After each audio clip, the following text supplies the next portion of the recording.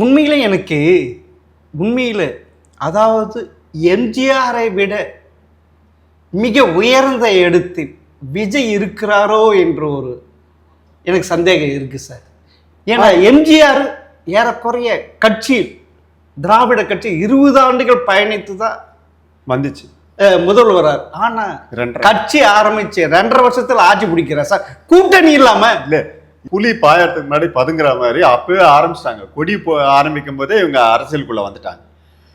பொறுமையா இவர் சாதிச்ச விஷயங்கள் நிறைய இருக்கு சார்.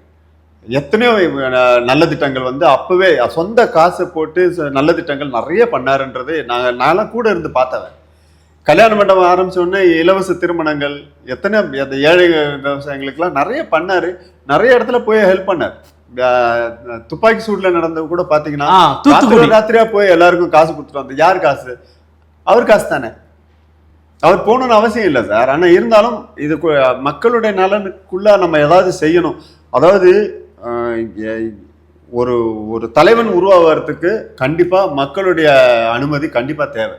இல்லாம நான் தலைவன் நானும் ரவுடி தான்ன்ற மாதிரிலாம் சொல்ல முடியாது. நானும் தலைவன் சொல்றதுக்கு முன்னாடி மக்களுடைய ஆதரவு இருக்கான்னு பார்த்துட்டு தான் உள்ள வர முடியும்.